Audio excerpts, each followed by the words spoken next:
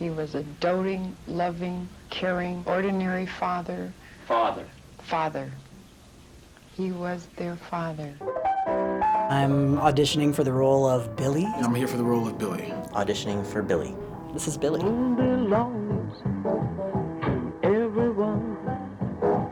How would I summarize the story of Billy Tipton? He was a trans-masculine jazz musician.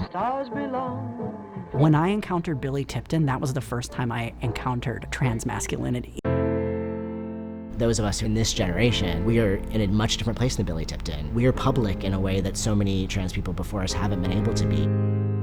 Trans people's survival through history was based on invisibility. It's scary when centuries of your survival have been based on not being seen. And you have no models, you have no history. It's like you never existed, but you know you must have. And then you see Billy Tipton and you think, people like me existed and they did things. They were jazz musicians, maybe one of the greatest jazz musicians ever. So that you're looking for someone who exists like you so you're not alone. I'm Billy Tipton. My band is here for the... Sorry, I wasn't expecting you to be... Well, same to you, buddy. There's a whole history of media where you see people and you don't realize that they're trans, and then something gives it away. And more often than not, it's the voice. My voice still squeaks. It keeps dropping, so I can't get used to it. I still try to make my voice sound deeper all the time.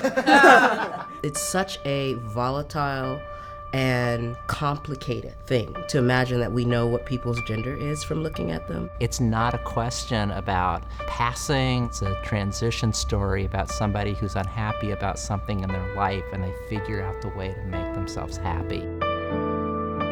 Billy Tipton was so ahead of his years to be brave enough to hide in plain sight. He feels like he's the only person in the world who's like him. I've had that moment. So much of my not being seen as a small person has led me to this role of somebody who desperately wants to be seen.